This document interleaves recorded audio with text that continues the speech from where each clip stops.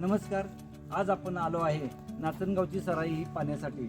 नाचनगावची सराई ती गाव नाचनगाव, तालुका देवळी, जिल्हा वर्धा. पूर्व बाजूनी व त्या बाजूनी आणि त्या बाजूनी अशी दोन्ही बाजूनी आपल्याला राहण्याची सोय आहे आणि मधोमध दरवाजा पाहायला भेटतो. तसेच त्या समोरच्या बाजूला खूप मोठ्या देवड्या पाहायला भेटतात व या ठिकाणी सुद्धा आपल्याला या पाहायला भेटतात व बरोबर मध्ये आपल्याला या ठिकाणी एक पारो पाहायला भेटतो. महादरवाजा आपल्याला पाहायला भेटतो आणि खोल्या पाहायला भेटतो. ही राहण्याची सोय होती सैनिकांची.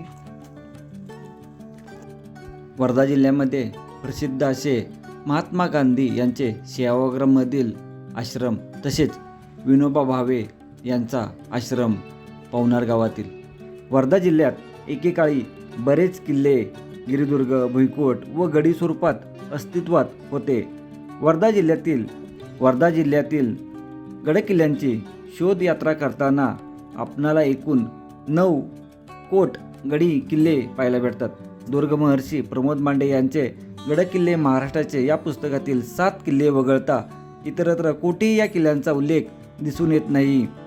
अशाच एका अपरिचित सराईची गडसफर करणार आहे. बऱ्याच गडी पूर्णपणे नष्ट झाले असून केवळ तटबंदीची एखादी भिंत अथवा एखादा बुरुज वा दरवाजा असे उर्वरित अवशेष काळाची झुंज देत आहेत. या किल्ल्यात 2 गिरिदुर्ग, 1 सराई व उरलेले गडीकोट आहेत. यातील बहुतांशी गडीकोटात गाव, मंदिरे व दर्गा असल्याने या वास्तूंनीच या कोटांच्या अवशेषाचा घास घेतला आहे. आम्ही पाहिलेल्या 8 कोटामधील सर्वात सुस्थितीत असलेली वास्तू म्हणजे देवळी तालुक्यातील नाचनगाव येथील सराई. नाचनगाव सराईला भेट देण्यासाठी सर्वात जवळचे ठिकाण म्हणजे पुलगाव शहर आहे. वर्धा ते पुलगाव हे अंतर 32 किलोमीटर असून पुलगाव ते नाचनगाव हे अंतर 3 किलोमीटर आहे. पुलगाव येथून नाचनगावात जाण्यासाठी रिक्षा उपलब्ध आहेत. सराई गावात प्रसिद्ध असल्याने बस थांब्यावर उतरून 5 मिनिटात गावाच्या मध्यभागी असलेल्या सराईत पोहोचता येते. चौकोनी आकाराची ही सराई 1 एकर परिसरावर पसरली असून गडीच्या उत्तरेला मुख्य दरवाजा व दक्षिणेला 1 असे 2 दरवाजे आहेत. परंतु आता दक्षिण भागाचा दरवाजा बंद केला आहे. मुख्य दरवाजाच्या बाहेरील बाजूस 2 ओवरे असून आतील बाजूस पहारेकऱ्यांच्या देवड्या आहेत. दोन्ही दरवाजे व बाहेरील तटबंदी घडीव दगडांनी बांधलेली असून या दरवाजावर तसेच ओऱ्यांवर कमळाची फुले व कलश कोरलेले आहेत. दरवाजाच्या आतील बाजूस तटावर जाण्यासाठी जिना असून दरवाजावरून सराई संपूर्ण नजरेस पडते. सराईचे आतील बांधकाम विटांनी केलेले आहे. सराईच्या दुसऱ्या दरवाजाच्या आतील बाजूस पहारेकऱ्यांच्या देवळ्या असून या दरवाजाला लागून आतील बाजूस 2 खोल्या आहेत. सराईची उत्तरेकडील व पूर्वेकडील तटबंदी आजही पूर्णपणे शिल्लक असून पूर्वेकडील तटबंदीत 16 खोल्या व उत्तरेकडील तटबंदीत 7 खोल्या अशा एकूण 23 खोल्या पाहायला मिळतात. सराईच्या मध्यभागी दगडी चौतारा असलेली अष्टकोनी घडीव बांधकामातील दरवाजा असलेली सुंदर विहीर असून या विहिरीत उतरण्यासाठी बांधीव पायरी मार्ग आहे. पाण्याने भरलेली विहीर दुमजली असून विहिरीच्या दरवाजावर 2 सुंदर व्याघ्रमुखे कोरलेली आहेत. संपूर्ण सराई फिरण्यास आपणाला अर्धा तासाची वेळ पुरेशी होऊन जाते. सध्या सार्वजनिक विभागाने या सराई दुरुस्तीचे काम हाती घेतले असून अतिशय सुंदर रीतीने काम केले आहे व आतील बाजू सुंदर अशी बाग फुलवलेली आहे. ही सराई आपण निश्चितच करावी.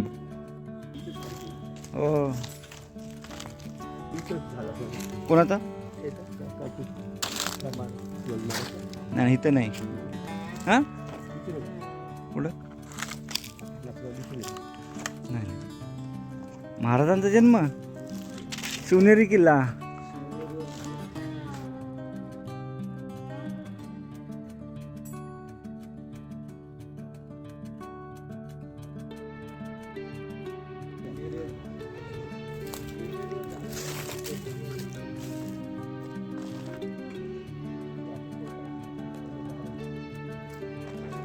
एक 12 आहे.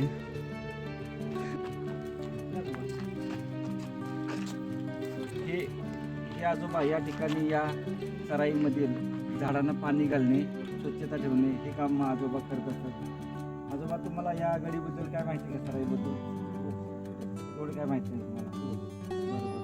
पहिले लोक यामध्ये नक्की ये जा करत होते. हां हां. लोक इकडून अशी जायचे ट्रेन हां बरोबर. आले तर इथून चालले. हां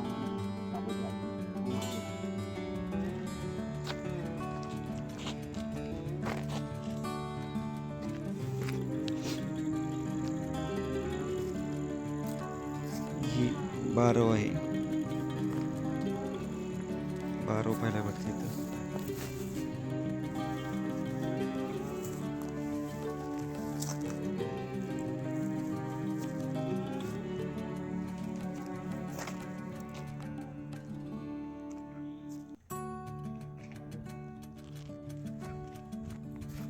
या ठिकाणी ही सुंदरशी बाग हे काका आत्ताचे फुलवतात इथं. त्यांना व्यवस्थित निगा राखली जाते. अशा रूम्स आहेत इथं.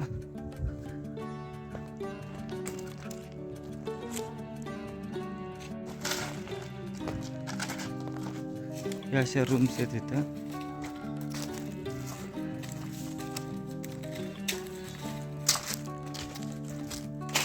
वर्धा जिल्ह्यामध्ये आपणाला एकूण 9 गडीकोट पाहायला भेटतात, ज्याच्यामध्ये 2 गिरिदुर्ग व 1 सराई आणि बाकीच्या 6 गड्या पाहायला भेटतात.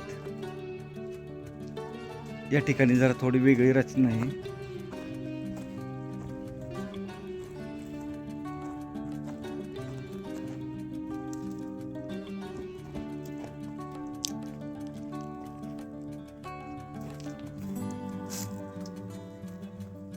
तुरीच्या शेंगा अजून खायला नाही झाल्या इथल्या.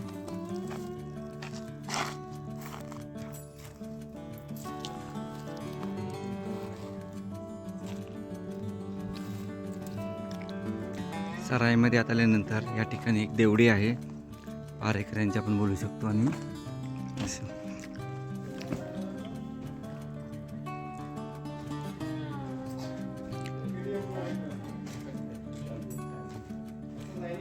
नमस्कार.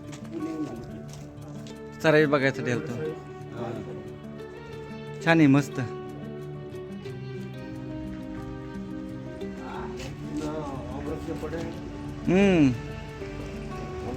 हो हो.